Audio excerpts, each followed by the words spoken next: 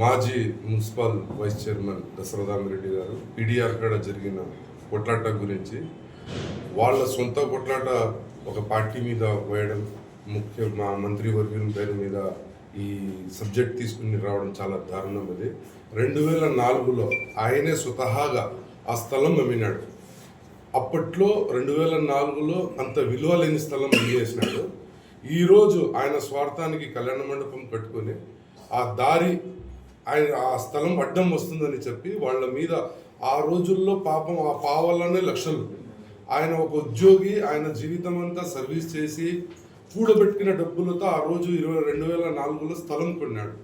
ఆ స్థలానికి ఈరోజు విలువ వచ్చిందని చెప్పి ఈయన రోడిజంతో ఆ స్థలం అమ్మిన వాళ్ళ మీద దౌర్జన్యంగా పోతే, వాళ్ళు ఏదో అక్కడ జరిగిన కొట్లాట, అక్కడ పని చేసే వాళ్ళ మీద వీళ్ళు దౌర్జన్యంగా పోతే, అక్కడ ఎవరో బీహార్ వాళ్ళు, యూపీ వాళ్ళు పని చేస్తుంటారు, వాళ్ళకి ఎవరు తెలుసు, వాళ్ళ మీద దాడి చేస్తే వాళ్ళు తిరిగి దాడి చేసినారు. ఆ దాడికి తీసుకొని ఒక పార్టీ మీద ఈయన స్వార్థ రాజకీయం, ఆయన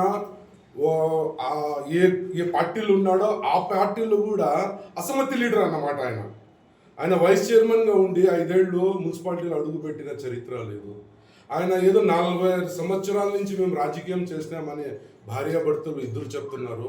ఒకరికి పింఛన్ ఇప్పించిన దాఖలా లేదు, ఒకరికి రేషన్ కార్డు ఇప్పించిన దాఖలా లేదు.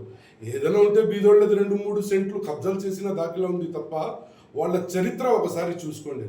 వాళ్ళు బ్రాందీ షాపులు పెడితే అక్కడ కట్లాటలు, వాళ్ళు ఏ చోట అక్కడ మున్సిపాలిటీ వర్కర్లకు, వాళ్ళు వర్కర్లు మున్సిపాలిటీలో ఉండేవాళ్ళు మున్సిపాలిటీలో పని చేయాలి, కానీ 30 మంది వాళ్ళ ఇంటి కాడ జాగీర్ పని చేసేదానికి వాళ్ళు ఏమైనా నవాబులా?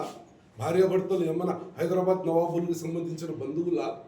వీళ్ళు మున్సిపాలిటీలో అడుగుపెట్టినా కూడా ఆ మున్సిపాలిటీలో గ్రూపులు పెట్టడం, అభివృద్ధికి అడ్డపడడం, శానిటైజర్లో పని చేసే వాళ్ళు 30 మంది వీళ్ళ ఇంటికాడ వచ్చి వీళ్ళ ఇంటికాడ సేవలు చేయాలి తప్ప రాయచోటికి అభివృద్ధి చేయాలని 4 ఏళ్ల వాళ్ళ రాజకీయ చరిత్రలో ఏ ఒక్కటి రాయచోటికి అభివృద్ధి చేసిన సొంత వార్డులలో కూడా ఒక రేషన్ కార్డు పింఛన్ ఇప్పించిన దాఖలా లేదు వీళ్ళిద్దరిది. కేవలం వాళ్ళ స్వార్థం కోసం చేసినారు. మా పట్టణాధ్యక్షుడు గారు చెప్పినట్టు వీరభద్ర స్వామి పాపం వాళ్లకు 100% తగిలింది.